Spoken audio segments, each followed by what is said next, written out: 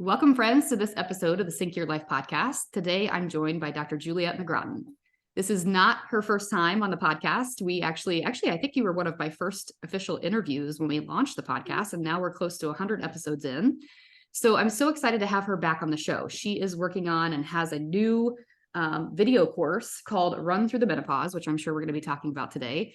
She has a background in her story with running. We're going to talk about running as a female, what that looks like, and how you can get more active in your life, whether it's with running or other things. But she has a wealth of knowledge about just perimenopause and menopause and what women go through as we age. So she has a doctor's hat that she wears, but she also has this sort of amazing personal brand surrounding running and menopause. And I think our messages align. We speak to women who are oftentimes struggling. They're struggling to really prioritize themselves. They're struggling to figure out what's going on in their health and wellness, specifically in their menstrual health and with their hormones. So Juliet, welcome to the show. Thank you so much for being here today. I'd love for you to sort of kick us off with just a little background on who you are, your story. I'll make sure to link up in the show notes our first interview, but in case people haven't listened to that yet, give us a little bit of a summary on who you are. Oh, thanks, Jenny. Congratulations on 100 plus episodes. That's amazing. Really, really, really great. So thank you. So I don't know where to start, really. Probably when I had 3 preschoolers and was quite inactive and working as a doctor. And I started running and it changed my life. To cut a long story short, once I'd experienced the mental health benefits, the physical health benefits, I just realized that this was some incredible medicine. And I wanted to share that with as many people as I could.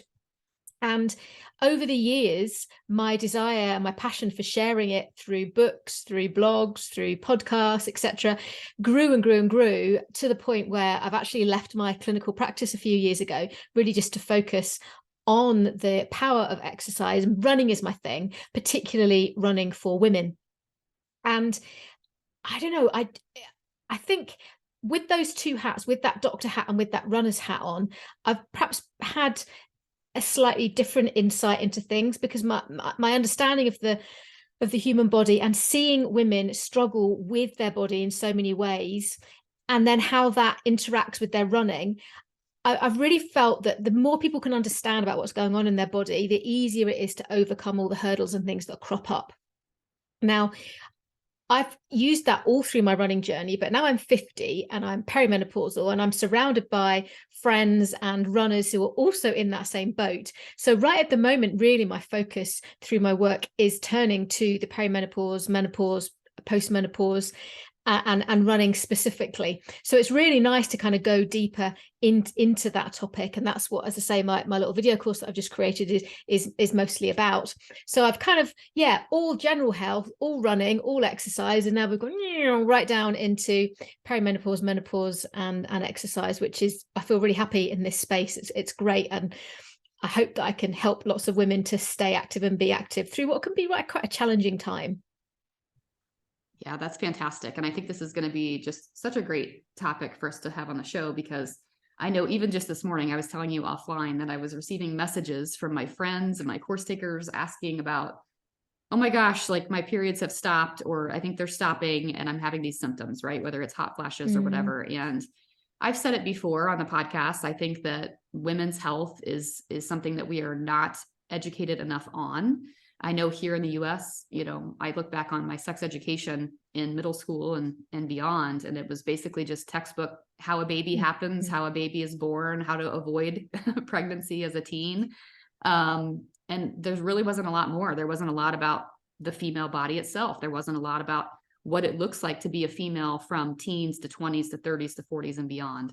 And so this is something that I've really nerded out on, because when you struggle with something, like for me, when I've struggled with imbalances, I want to figure out why. I want to figure out, well, what's my body supposed to be doing versus what is it doing, right? And so I love that that your mission is kind of around this messaging of like helping women understand their bodies better so that they can be more confident and they can pursue physical activity and they can help themselves feel better. So let's just start from a very basic level.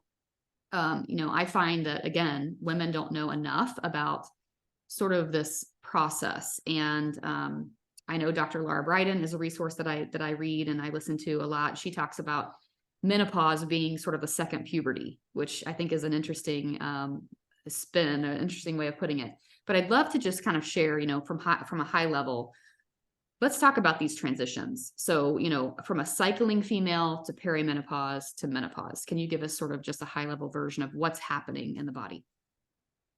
Yeah, sure. I think you kind of figure it out, don't you, as a cycling woman? You kind of know when you're going to feel good, when you're not going to feel good. And it takes years to get to the point where you feel confident that you can track things and you know what's what. And then all of a sudden things just start to go haywire. And I think my most important first point would be to say that this can happen much earlier than you might anticipate. Because although the average age of the menopause is around 51, certainly in the UK, you can get symptoms up to 10 years before that. So you can get symptoms in your 40s, or maybe even sometimes in your late 30s if your menopause is a little bit earlier. So, and also we can have early and premature menopause, which can affect women less than 40. So sometimes these things that happen it takes a long time before you realize that's what it is. You just know that things aren't quite right and new symptoms are happening. And really what's happening in the body is, as I'm sure you know, for your menstrual cycle, you have these hormone profiles that change throughout the month. And the main driver of those, the main hormone that we're really talking about in this situation, is estrogen. And estrogen is made in various places in your body, but particularly in your ovaries. And as your ovaries become less active, the levels of estrogen reduce. And it's those declining estrogen levels that give you a lot of symptoms. There are other hormones as well, the progesterone and testosterone in the body, which can also start to reduce as well. But the main thing giving you your symptoms is the estrogen and the effect that those hormones have on other parts of your body, because we're not just talking about the reproductive system. Those hormones go around in your bloodstream. They interact with so many other hormones, body processes, tissues, receptors, that really it can affect pretty much any system in your body. And I saw the other day there was a list of 48 symptoms of the perimenopause, and I'm sure that there are probably more. But all that you know is that something's not quite right and things are changing. The main symptom that people kind of associate with the menopause is that their periods stop and they get hot flushes. But when you look at that list and you see things from vertigo to sore muscles to forgetfulness to symptoms of anxiety to digestive issues, you realize, wow, this is actually a full body process that can really, really affect you in hundreds of different ways. And I think we just need to be also clear about what the menopause actually is, because the menopause isn't actually just a phase. The menopause is a day. It's a moment in time. The perimenopause leads up to the menopause, and then after that day, you're postmenopausal. And the menopause means you haven't had a period for 12 months. And all of that time leading up to that one day, it's almost like a birthday, if you like, is the perimenopause. And then when you've got to that point where you haven't had a period for 12 months, you're said to have be in the menopause, and then you move into postmenopause. So that menopause really is a kind of a day, a moment in time, and you're either peri before that or post after that. Yeah. And I do think, just based on what I've experienced, that a lot of women don't realize that there is this sort of like 8 to 10 year period before menopause, right? Until a lot of times when I'm working with women, they'll say, well, I've already gone through menopause. Can I take your course?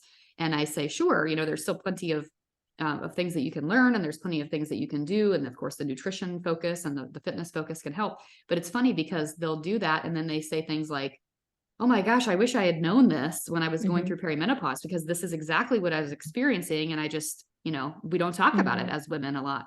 So it's interesting because I think, even for myself included, being someone who's nearing the age of 40, right, I've started to see, just because I have been very in tune with like testing my hormones and doing that regularly, I am seeing this sort of decline, right? I'm having to use more support in certain ways. And I just think to myself all the time, I just had this conversation yesterday with my dear friend. I said, if I'm feeling this way and I am fully in tune with what's happening and I'm supporting myself in the right ways, like, how is the average woman feeling, right? Because the woman who doesn't understand is probably really suffering. So I love that Mm-hmm. sort of high level description of what you're talking about, but I'd love to sort of dive into, this is something that really intrigues me. You know, how should our training, for those of us who are training women who, whether it's through running or otherwise, women who embrace exercise, how should exercise change as we change? Yeah, very, really good question. And I think it is also important to say that some women are not bothered by this. There are plenty of women who go through that menopause without any troubles at all. So it's very easy to be very, very negative about it. But there are many women who don't have any symptoms or have very mild symptoms. Equally, there are women who have really debilitating sort of severe symptoms. Whatever woman you are, whatever of those categories you could fit into, exercise is really, really important for you, because what you do now will determine what you can do in the future when you're in your 70s, in your 80s. But women often complain that one of the symptoms they dislike the most is that they gain weight, particularly weight around their middle, and their body composition seems to change. They seem to increase the amount of fat that they store. And that is one issue that a lot of women complain of. And this is really a demonstration of the changes that are going on inside. And women often think, oh gosh, I put weight on, I need to do more exercise, I'm going to have to run further, I need to run or exercise more times a week. And they carry on doing the same thing that they're doing, and they don't get results, and then they get really frustrated, and they think, oh, and then they stop wanting to exercise because it's not giving them the results that they want or that they've maybe seen previously with it. Similarly, they might start cutting back on their food and not seeing the improvements that they want. So in terms of exercise, I think it is a really crucial point in life to make some changes. And it's an ideal point to do it because you're at a transition in life and you can go so many different directions. But to actually step back and say, right, okay, I'm going into this changing period, I need to make some changes. And the sort of things that can really help are not necessarily doing more and more and more cardio, but really to focus on gaining strength, because we know how important muscles are. I could talk to you for half an hour plus on how important muscles are, but some of the things that muscles do around this time of life that mean they can future-proof your body. So we naturally lose muscle as we get older. We peak sort of in our 30s and then it gradually declines. You might have heard of sarcopenia. It's the term for having a low muscle mass. But that muscle mass, that loss of muscle mass, speeds up around the time of the menopause. So we are more rapidly losing muscle from our body. So we need to counteract that by doing activities that help us grow and maintain muscle. And that means strength work, but it also means heavy strength work. It doesn't just meaning body weight resistance exercises. They can be helpful and start with those, but you need to build up to really lifting some heavier weights. The reason that will be important in the future is because if you maintain your muscle mass, it helps your balance, it helps your coordination, you're able to stop yourself falling if you've got good, strong muscles. But also, we know that muscles help us to reduce our risk of diseases. And I'm talking about diseases like cancer, type 2 diabetes, heart disease, even depression and dementia. Because when you use muscles, they release myokines, and myokines are anti-inflammatories. And we know that all those major diseases have an underlying element of inflammation too. So yes, we need the muscles to help us with our stability and our ability to be independent, but we also need them to help reduce our risk of disease. And I think when you know that and you can understand that, then it makes you realize, oh, okay, yes, I might not see the benefits so much now, but I will in the future. And also, you may see benefits now because if you can build your muscle mass, it can really help to counteract the weight gain that you can experience around this time. Because muscles are a bit like a fire in a steam engine. Once the fire is flaming, you can pile lots and lots of coal in it. It increases they increase your metabolic rate. So you do end up burning off more calories, and they help your body to be a little bit more sensitive to insulin if you're doing lots of strength work as well. So all of those mixture of things really makes we realize how important it is that we do adjust our training. We don't just do more of the same. We build some muscles and we focus on some exercises that will help us with our balance and coordination, because what we do now will determine what our future is. Yeah, so good. Yeah, and it's interesting because I loved what you said about, most women will actually start exercising more and eating less during the time of their life when their body is shifting and needs the opposite, right? Sometimes. So it's interesting because I see this all the time with women who say, I'm doing all the things. I'm doing all the things that I did in my 20s, and yet I'm gaining weight, or I have no energy, or I'm feeling really fatigued, right? And to kind of come back to what you were saying before about our ovaries start to sort of phase out, right? I always like to say they're waving their final goodbye for a good 8 to 10 years, right? And so as they're fading and our adrenals start to take on more, we can actually put more stress on our body, right? Like as we're entering perimenopause and menopause. So I like to say this phraseology that I got from Dr. Stacy Sims when I took her course called Women Are Not Small Men. She talked about really embracing the idea that you could be working against your physiology.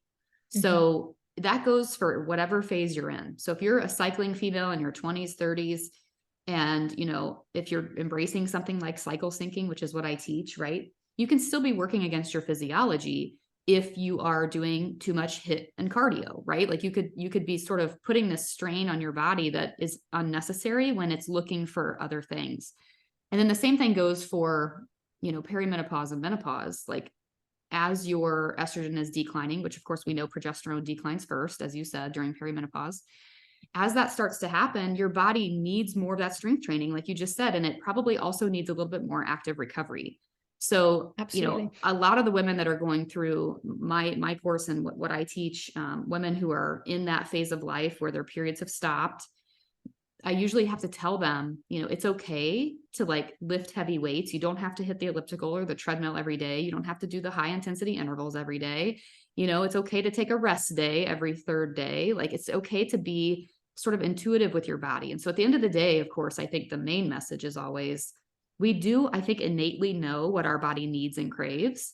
But sometimes we go back to these old habits of things that worked for us before. We go back to things that were working for us in our 20s and we push harder. We eat less, right? And our body is like, no, this is the opposite of what I want.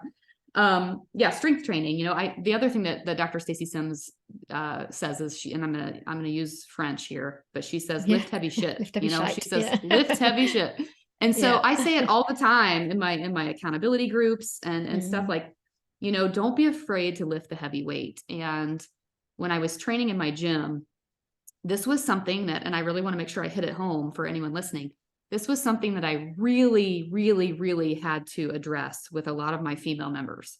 So many women are resistant to lifting weights. And I don't necessarily mean like a barbell squat cleans, right? Like I'm talking, there's lots of ways that you can use even just body weight. There's lots of ways that you can use dumbbells and resistance bands. It doesn't have to be the sort of CrossFit vibe, right? It doesn't have to be like a high intensity type of activity. But a lot of times women, if I could finally get them to embrace weight training, they would pick up like the 3-pound dumbbells, to do squats. And you're thinking to yourself like, well, okay, I know your kid weighs more than those 2-pound dumbbells, or I know your purse weighs more than those 2-pound dumbbells. So don't be afraid to lift heavy shit, like to pick up the heavy stuff and to really train those large muscle groups of the body. I want to ask you as a runner, because I do have a lot of runner friends who are women. How do you incorporate strength training yourself? Like, how do you teach it and how do you do it yourself? How do you incorporate strength training into maybe training for, a 5K or a half marathon or whatever you're working toward? I think the main thing about running or runners is that they don't like doing strength work. They'd rather go for a run. So I think the biggest barrier in the first place is actually understanding the importance, trying to make it a habit and to include it in your routine at all. Now, really, for good health, you should be doing some strength exercises 2 or 3 times a week. That's the sort of the World Health Organization guidelines are at least 2 sessions a week of strength exercises. And yes, I mean, I don't go to a gym. It's not convenient for me. I live right in the country. So I actually have some home weights and I use an online class so that I can do it whenever it suits me. And I try to do 2 classes of that a week. But I also think for runners, there are other ways to do it too. You can look at doing things like hill intervals where you go, hill sessions where you repeat, because you're using strength in your big strength muscles in your legs or your your quads and your glutes. So you can increase your strength and power a certain amount that way with sprints and also with sort of hill intervals. But I think sometimes you're missing an easy trick there, because you've got so many muscles in your upper body too. And while you'll get some improvement with sprinting, etc., from using your arms, it doesn't replace actually doing a specific strength session. So I think find whatever's going to work for you, whether that's going with a friend to a class so you've got accountability, or whether that is doing home exercises, and just finding a way to do it during your favorite TV program or before you leave the house in the morning or something, just to try to make it a habit, because it isn't always something that you really want to do or even necessarily enjoy doing. So I think it is a challenge, and I know it's a particular challenge for runners. But it's also a particular challenge for women in the perimenopause, because any type of exercise can be difficult because of all the symptoms of the perimenopause. If your breasts hurt, or if your muscles ache, or if you're feeling dizzy, or if you're feeling very fatigued, it's really hard to motivate yourself to do something that you maybe don't enjoy that much. Yeah, it's so true. And I mean, my husband was a Division I All-American runner in college. So I know he's not obviously female, but he was the one that, I mean, I was for years, I was like, you should strength train, you should do some core stuff, you should do yoga. No, I need to run, you know, like it was so ingrained into him. He was doing 100-mile weeks for years. And finally, when we got married, which was right out of college at the age of 22, his hips just gave out basically. I mean, he had x-rays on his hips and they said, you have arthritic hips at the age of 22. And so he didn't have much of a choice. He would go for a run and his hips would just grind. So he started doing strength training with me when I started my home workouts 13 years ago. He was like, we're very reluctant, but he's like, okay, I'll do this with you. And I remember he's been doing home workouts now for several years. And just a couple of years ago, he decided he was going to go run. And he's like, I'm just going to go see how I feel. At that point, he had put on, I mean, he was a very trim runner is what I'll say, you know, like pretty typical runner physique, male runner physique. And through doing these home workouts and doing a lot more strength training, he really bulked up. He gained about 20 to 25 pounds of muscle. And he started running again. Just now it's more of like a leisure thing. Like if he's interested in running, he'll go for a run.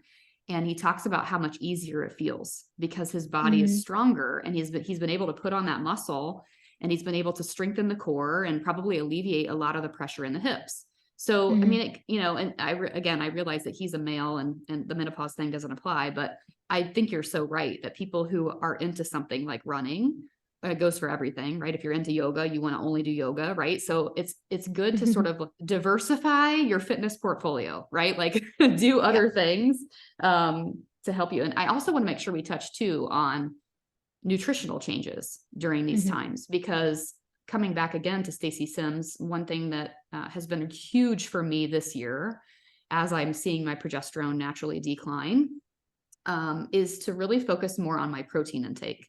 And I want to make sure that I very explicitly say I'm not referring to protein shakes, protein bars, protein, supplements. Those are great if you want to use them, I guess. But for me, it's about quality lean protein.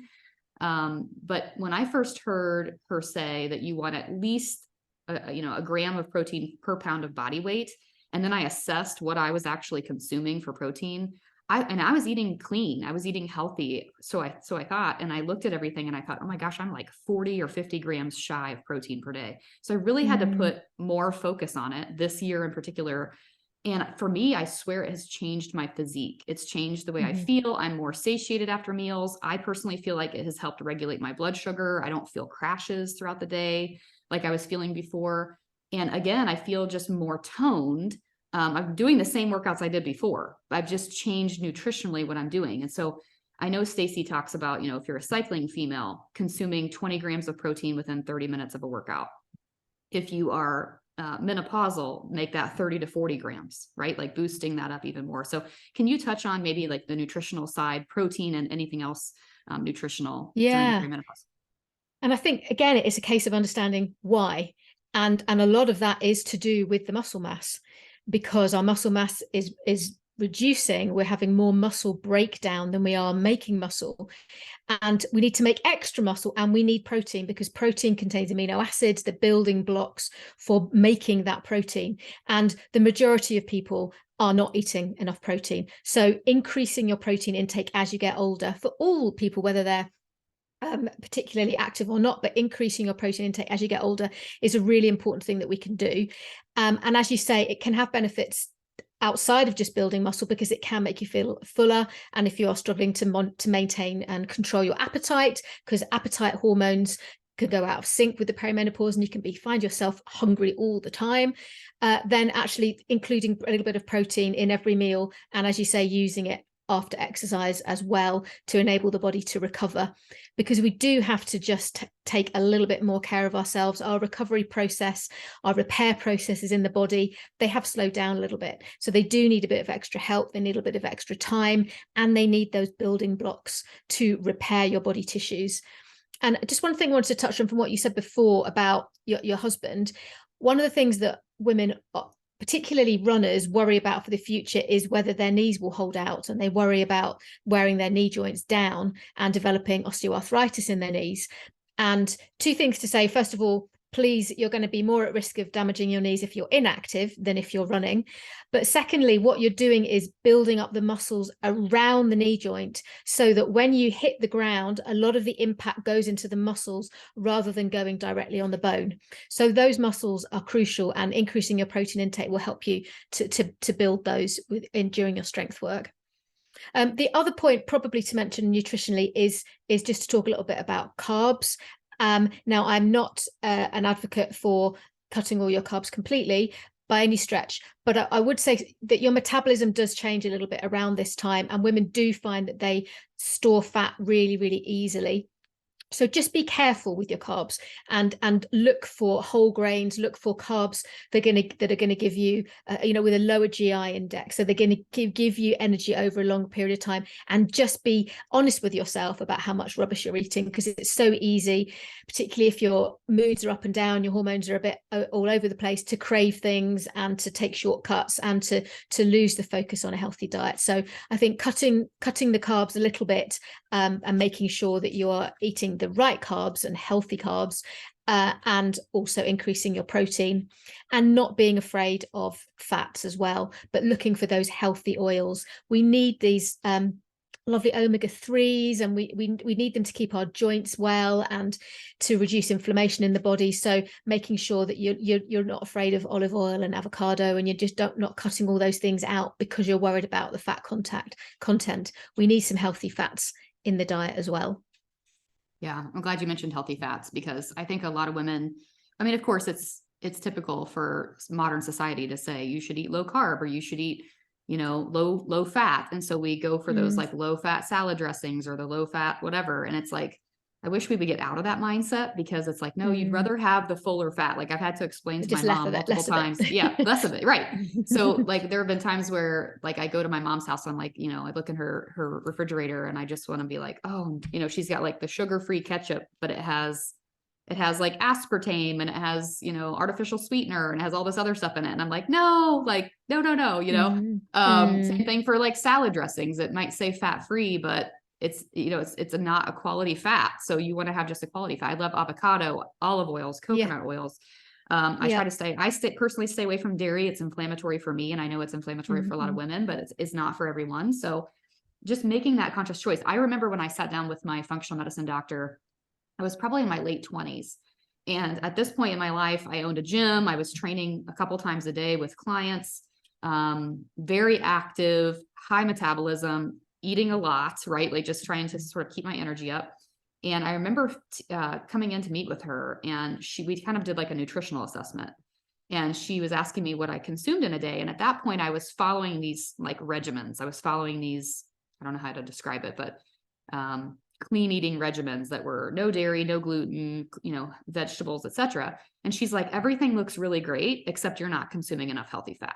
She was like, you're consuming not a lot of women are consuming enough vegetables, like green leafy vegetables. It looks like you are, you've got it dialed in with your protein. Like this all looks really good. But I don't see any fats on here, and she's like, are you cooking those eggs in olive oil? Are you, consuming a lot of like grass-fed meats, right? Like, are you doing, nut butters or what? She started asking me these questions, and I'm like, well, it's not part of my regimen because my regimen has always been focused on lean, like helping me become lean.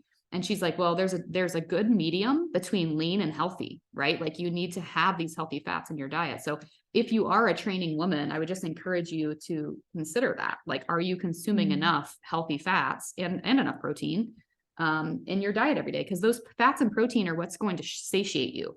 That's what's going to help you feel fuller longer. That's what's going to help regulate that blood sugar and keep it stable, which we know blood sugar dysregulation is one of the most common root causes of hormone imbalance.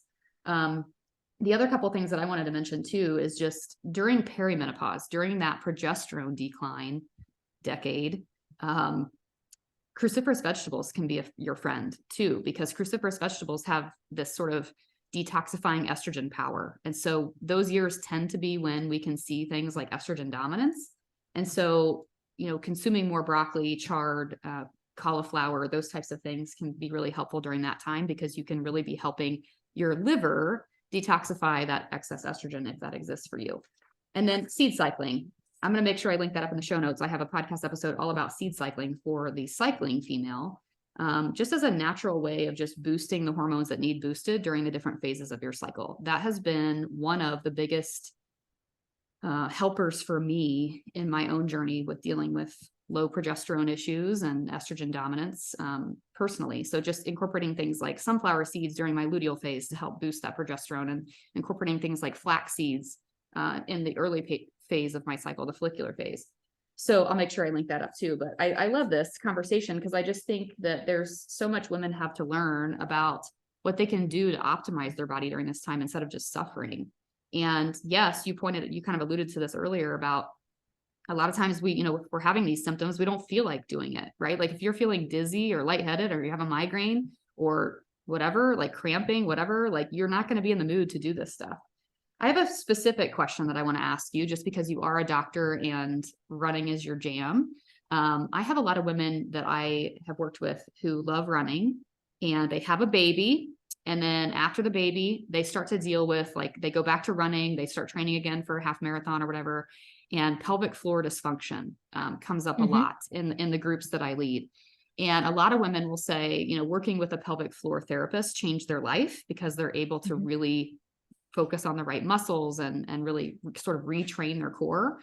But I also know a lot of women that talk about like leakage, and, running obviously does have some impact. So how that impacts them as a runner. So I'd love to touch on that, because I do think that's a common question that I get. Yeah, it's incredibly common. Around 1 in 3 women suffer some kind of stress incontinence. So losing urine, leaking urine when they do high impact activities such as running, or if they're sneezing, coughing. It's a massive barrier for women. And, I have women in my running groups who I know don't like to do a star jump and need to nip off into the bushes when we're out on a run, because they don't like having their bladder full. And it is something that, you're right, that can affect you if you've had children, and really important to rehab your pelvic floor before you come back to running after having a baby. But it is something that can happen to all women, and it can increase around the time of the perimenopause as well. So you might have been fine up to the perimenopause, and then start to find that you are beginning to leak urine. And that can again be because of the changing and the falling estrogen levels. The tissues around the waterworks tube, around the vagina, etc., they've sometimes become a little less plump and elastic, and bladders can become a bit more sensitive as well. So it is a really common problem, but it is one that can be largely resolved. And I would really encourage any woman who is a runner, who is leaking urine when they're running or at other times, to go and see a pelvic health physiotherapist, because it can be life-changing. And for the majority of women, it can be solved without surgery, without any operation, but through a really structured program of exercises that you can do kind of supervised, and then have your own program that you can do at home as well. Because every time you put your foot on the floor, it does increase the pressure in the pelvis a little bit. And if your pelvic floor is weak, that can sometimes just not be enough muscle strength there to stop the urine from leaking out. So it can affect all women, not just those who have been through pregnancy. And it is still not very talked about. It's much more talked about than it was, which is wonderful to see. And I just want women to know that they shouldn't be putting up with it, and don't put up and pad up, is what my lovely friend Emma Brockwell, a pelvic health physio, says. Don't put up and pad up. Yeah, take some action, because it's miserable. It's miserable if you every time you run you're peeing yourself, but it can be resolved. Yeah. I had a couple of occupational therapists on the podcast early on. I'd love to have them back on. They talked about pelvic floor dysfunction. I'll link that up in the show notes, but they also did a little sort of mini webinar type thing for my ladies at one point. And they talked about, it was interesting. It was fascinating. Of course, it made total sense, but they talked about the differences in breathing, like how to really focus on, correct breathing. And it sounds so basic, but as you're listening and learning, you're like, of course this makes sense. Right. But yet if I had $1 for every woman who's ever come to me and said, I can't do core exercises because I have pelvic floor issues. And it's like, perhaps that's the case, but if you really can go back to that sort of root cause, right? Like if you can kind of go back to like, okay, let's refocus on the breath. Let's retrain my core and my muscle memory and all these different things can change, right? And you can have that potential. I've seen women who have struggled for years trying to figure it out on their own. And it's like, really just reach out for the help. Like it's okay to reach out for the help, because occupational therapists are a wealth of knowledge in this area. So I'm glad I asked that question, you can battle away, squeezing on your own and not necessarily getting anywhere. And like you say, the breath is so important to learn to breathe sort of from your diaphragm. But if what you're doing isn't helping, then definitely there are people specialized in this, so they can help you. Yeah, absolutely. Okay, that leads us to a topic that's probably one of the most important. We talked about, fitness and how that changes, exercise and how that changes through the years, and then also what you can do nutritionally. But for me, I look at, I teach the 4 fundamentals of hormone balance, being your nutrition, your sleep, your fitness, and your supplementation. So I want to talk about sleep specifically, because I know that women, especially perimenopause into menopause, can really start to complain about their sleep. A lot of times it's not the first thing they complain about, right? That a lot of times when I talk to women, it's like, if they're having symptoms, they're frustrated with their weight or they're frustrated with their energy levels. And then when you really get to like, okay, let's talk about these 4 fundamentals. Let's sort of rate you on a scale of 1 to 10. They'll say, well, I'm exercising. Well, I'm eating pretty healthy. Oh, my sleep. Like, let's not even talk about that. Like usually the sleep is one of the biggest things, but they don't make that connection to the fact that sleep is really what's rebooting your system, right? It's really what's sort of preparing you to have that energy each day. So of course your sleep starts to suffer a little bit, or can start to suffer a little bit as you enter these sort of perimenopausal and menopausal years. So I'd love for you to touch on sleep and the impact that that has on us during these phases of life, but also maybe even how it corresponds to exercise. Yeah, it's a big topic. And I was just reading something just today about the importance of sleep, but also not getting too much sleep, as well as not getting enough sleep. So excess sleep can have health implications, and not having enough sleep can have health implications. And I think the thing in the perimenopause is you might be directly affected because of the changing hormone levels. So the changing hormone levels themselves and the interaction they're having with your brain chemicals can have a direct impact on your sleep. So you may not be having any symptoms affecting your sleep, but actually the fact that you are perimenopausal itself can interrupt your sleep. But then of course you might be having symptoms which interrupt your sleep, the most important one being night sweats. And night sweats are a really, really common symptom. They're similar to the hot flashes, but happening at night time, as well as bladder symptoms. If your bladder is being a little bit more sensitive, then having to get up in the night to go for a wee, or also restless legs. Restless legs are where you just cannot keep your legs still, and it can wake you up. It can be really, really unpleasant. And that's another thing as well that can also interrupt women's sleep. So yes, there are the symptoms that interrupt the sleep, but also it can just happen anyway. The way it affects your melatonin and your brain chemicals that induce sleep. So the odds are kind of stacked against you. Like you say, some women are fine and it's not an issue, but for some women it really is. And everything's worse when you haven't slept. So if you're struggling with anxiety with the perimenopause, if you're suffering with low moods, if you're finding that your moods are very labile and you're up and down, all of that is worse when you haven't slept. And as an active woman, your body needs that sleep, because that's when you repair, that's when your repair processes are working their hardest, your body's regenerating itself, strengthening itself. And so much of that happens when you're asleep. So it's difficult because it's something that you really need, but it's something which is so hard to get. And insomnia is really common.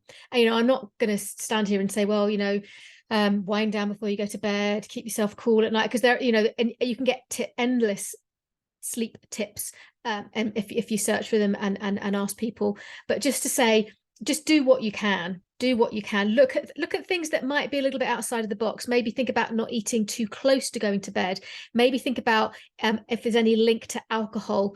Sometimes alcohol can definitely affect your sleep.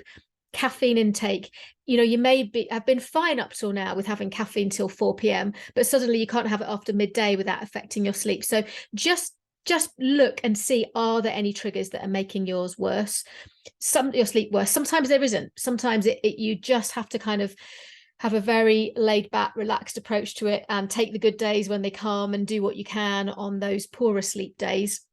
But just know that it is important to give your body relaxation and rest, even if you can't get that sleep that you really, really want.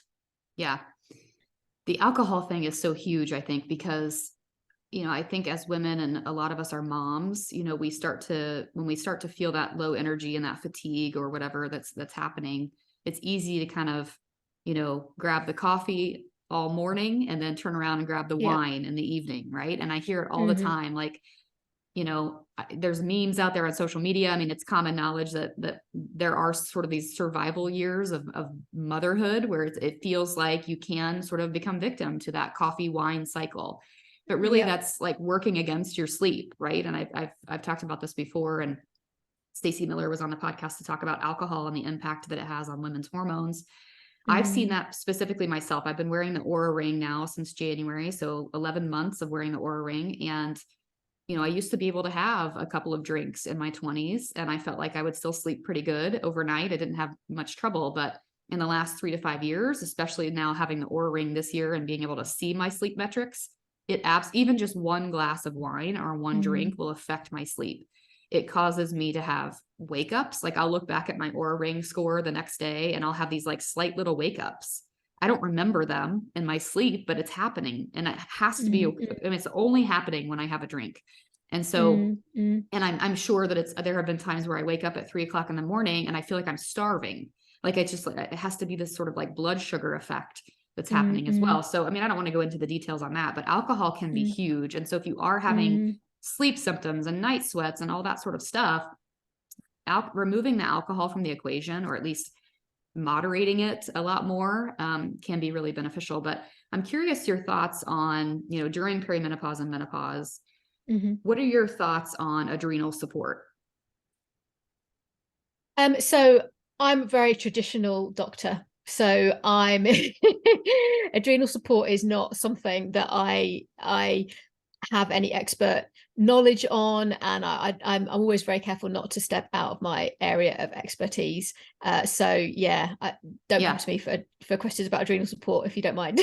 No worries. That's totally cool. I just was curious because I know, as we've talked about, like the ovaries sort of wave their farewell and the adrenals start to work a little bit harder. So I know one thing that my functional medicine doctor started with me was things like ashwagandha and maca and some of these sort of adrenal support adaptogens that can help the adrenals sort of work more effectively.